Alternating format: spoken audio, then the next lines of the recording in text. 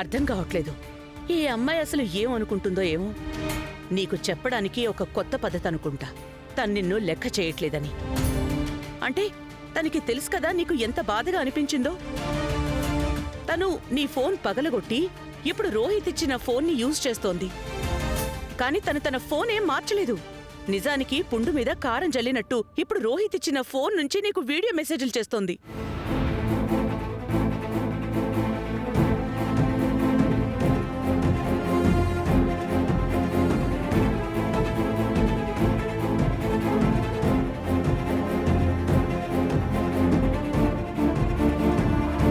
నాకసలేం అర్థం కావట్లేదు. ఈ అమ్మాయి అసలు ఏం చెప్పాలనుకుంటోంది. తనకి తెలుసు కదా నీకు ఎంత బాధగా ఉందో. కానీ ఎలా అనిపించిందో తెలుసా? ఏదో నీ మనసు విరగ్గొట్టి నిన్ను ఎంత బాధ పెట్టినా సరే తనకసలేం లెక్క లేదు అన్నట్టు. తనని ఏం చెయ్యాలసలు?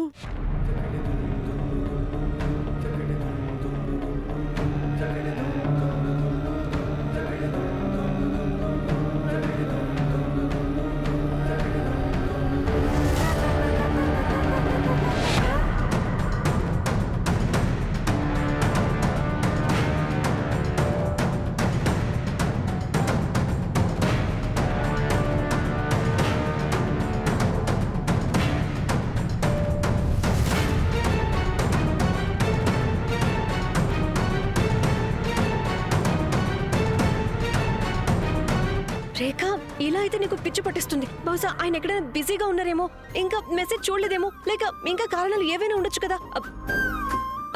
ఒక పని చేయి, నువ్వు ఫోన్ చూడు, చాలా నార్మల్ గా బిహేవ్ చేయి. లైక్ ఎంత నార్మల్ అంటే అసలు నువ్వు వీడియోనే పంపలేనట్టు. Relax relax.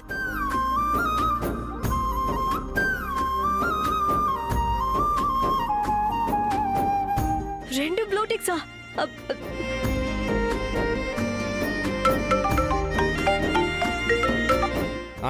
విరాజ్ చూడు, నాకు తెలుసు, కానీ నేను జస్ట్ కన్ఫర్మ్ చేసుకోవడానికి అడుగుతున్నాను, సరేనా? జస్ట్ కన్ఫర్మ్ చేసుకోవడానికి. రెండు బ్లూటిక్స్ వచ్చాయంటే దానికి అర్థం ఏమిటి? నీకు 2 బ్లూ స్టిక్స్ అంటే ఏంటో తెలుసు అంటే స్మార్టేలే నువ్వు. ప్లీజ్ బాయ్, నన్ను పని చేసుకోనివ్వు. నేను చెప్పాను కదా, జస్ట్ కన్ఫర్మ్ చేసుకోవడానికి అడుగుతున్నాను, ప్లీజ్ చెప్పు. చూడు, 2 బ్లూ టిక్స్ అంటే అర్థం నువ్వు ఎదుటి వాళ్ళకి ఏదైనా మెసేజ్ పంపించావో అది వాళ్ళు రీడ్ చేసినట్టు.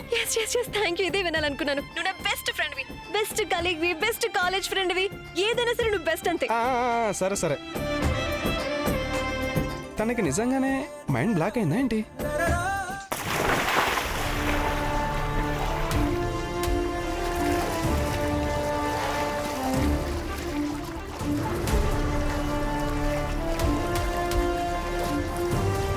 నేను ఇంకా నీ గురించి తక్కువగా అనుకుంటున్నానేమో అనుకున్నాను.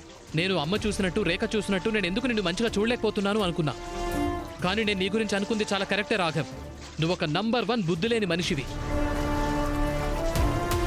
నువ్వు రేఖతో కుండ మార్పిడి పెళ్లి చేసుకున్నావు. తనని నీ చెల్లి సంతోషానికి గ్యారంటీ కార్డ్ చేసుకున్నావు. రాఘవ్ సూర్యవంశీ, నువ్వు రాత్రిపూట ప్రశాంతంగా ఎలా పడుకోగలుగుతున్నావు? నువ్వు నీ ముఖాన్ని అద్దంలో ఎలా చూసుకోగలుగుతున్నావు? రాఘవ్ సూర్యవంశీ, ఈ కాలంలో కూడా నీలాంటి డబ్బున్న వాళ్ళు బలవంతంగా పెళ్లి చేసుకోవటం మీ హక్కు అనుకుంటున్నారా? లేకపోతే నువ్వు అందరినీ బానిసాలనుకుంటున్నావా? నువ్వు చెప్పాల్సింది అయిపోయి ఉంటే వెళ్ళిపోయి ఇక్కడ నుంచి, లేదంటే మళ్ళీ అందరూ నాతో ఫైట్ చేస్తారు. నేను నీతో ఎందుకు కొట్లాడుతున్నాను? అయితే రా, నాతో ఫైట్ చేయి. నీకు వచ్చింది ఇదే కదా, కేవలం నీ ఇష్టానుసారం అన్ని చేయటమే కదా. రాఘవ్, దీనివల్ల కేవలం ఎదుటి మనిషికి నష్టం కలుగుతుందంటే నీకు పోయేదేం లేదు. నీకు నీ బిజినెస్ వారసత్వంగా వచ్చింది, కానీ నేను దానికోసం ఆఫీస్కి వెళ్లాల్సి ఉంటుంది, పని చేయాల్సి ఉంటుంది. నా దగ్గర నీ సోది వినడానికి టైం లేదు, నేను ఆఫీస్కి వెళ్ళాలి. నువ్వు నిజంగా సెల్ఫ్ మేడ్ మనిషివే అయితే నీకెవరిచ్చారు హక్కు ఒక అమ్మాయి జీవితాన్ని నాశనం చేయడానికి, తనతో రూడ్గా బిహేవ్ చేయడానికి?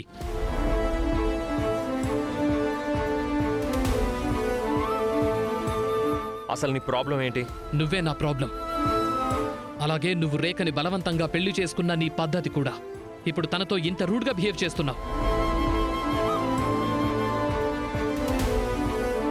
కానీ మా పెళ్ళి ఎలా జరిగింది అవన్నీ పట్టించుకోవాల్సిన అవసరం నీకైతే లేదు.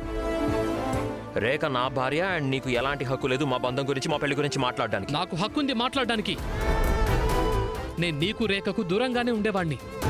ఒకవేళ తను నీలాంటి చీప్ మెంటాలిటీ ఉన్న వ్యక్తిని పెళ్లి చేసుకోకపోయి ఉంటే గనక ఆ వ్యక్తి మనసులో కేవలం ద్వేషం మాత్రమే నిండిపోయి ఉంది. ఇది చూస్తుంటే చాలా బాగుంది. నువ్వు రేఖ గురించి చాలా దిగులు పడిపోతున్నావు. కానీ నీ దిగులు నీ జేబులో దాచుకో అండ్ నీ పొగరు నీ కంట్రోల్లో పెట్టుకో. ఒక హస్బెండ్ అండ్ వైఫ్ మధ్యలో మాట్లాడడానికి నీకు ఎలాంటి హక్కు లేదు. నాకు కూడా ఇలాగే అనిపించింది, నాకు మధ్యలో మాట్లాడే హక్కు ఏమీ లేదు అని. కానీ ఇప్పుడు నేను మాట్లాడతాను, ఎందుకంటే రేఖ నీ వైఫ్ కాదు. తను జస్ట్ నీ చెల్లి సంతోషాలకు గ్యారంటీ కార్డ్ మాత్రమే. నువ్వు నీ చెల్లి సంతోషాల కోసం రేఖ సంతోషాలన్నింటినీ నాశనం చేశావు.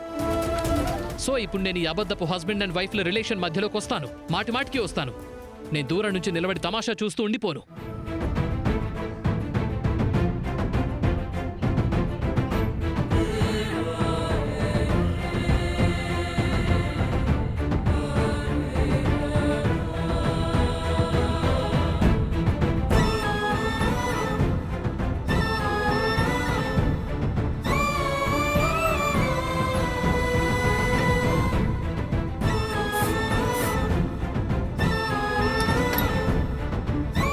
వస్తున్నట్టున్నాడు. చాలా నార్మల్ గా బిహేవ్ చేయి. ఏం కాలేదు, ఏ వీడియో పంపించలేదు. వీడియో పంపించావు కదా, ఎందుకు పంపించావు? ఒక పని చేయి, రాఘవ నువ్వు హ్యాక్ చేసేసుకో. వద్దు, హ్యాక్ చేసుకోవద్దు, అది టూ మచ్ చెప్పుతుంది. చంపేసేలా ఉన్న రేఖ, వీడియో పంపించాల్సిన అవసరం ఏముంది? రేఖా, రేఖా, మీరా? నువ్వెవరి కోసమైనా వెయిట్ చేస్తున్నావా? లేదు, అంటే చెప్పండి.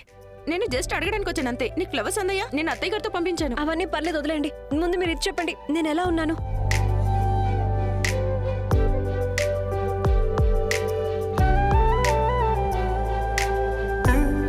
చాలా మెరిసిపోతున్నావు. నువ్వేం రాసుకున్నావు? అంటే నువ్వేమనుకోలే, నీ బ్యూటీ టిప్స్ యూజ్ చేస్తే నీకంటే నేనే ఎక్కువగా మెరిసిపోతానని. నువ్వు నాకు చెప్పొచ్చు, ఏం రాసుకున్నావు? నేను మీకు అన్ని టిప్స్ చెప్తాను, కానీ ముందు రాఘవ్ని కలవాలి.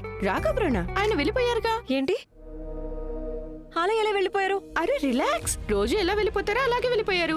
రోజు ఇలానే ఫోన్ చెక్ చేసుకున్నారు, తర్వాత ఎవరితోనో మాట్లాడారు అండ్ వెళ్ళిపోయారు. ఆయన మంచిది. రాఘవ్రావు ఇంట్లో లేకపోతే ప్రశాంతంగా అనిపిస్తుంది. ఆయన ఉన్నప్పుడు భయంగా ఉంటుంది. నా ఉద్దేశం ఏంటంటే చాలా రెస్పెక్ట్ ఉంది కదా, అందుకనే నాకు అలా కనిపిస్తూ ఉంటారు. రాఘవ్ నాకు చెప్పకుండా ఎలా వెళ్ళిపోయారు? పోనీలే, నువ్వు మెరిసిపోవడం చూస్తుంటే నా మెరుపంతో పోతుంది. నేను పార్లర్కి వెళ్తున్నాను.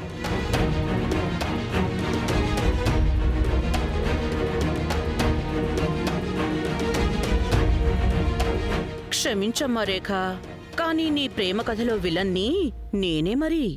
కాబట్టి నేనుండగా ఈ ప్రేమ కథలో హ్యాపీ ఎండింగ్ ఉండనే ఉండదు.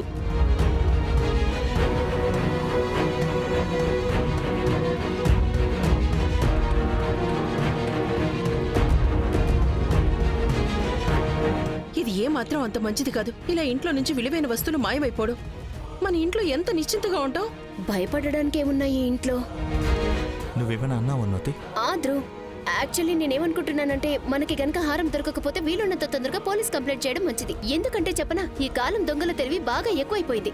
వాళ్ళు వస్తువులు ఎలా దాస్తున్నారంటే ఎవ్వరూ వెతకలేనంతగా.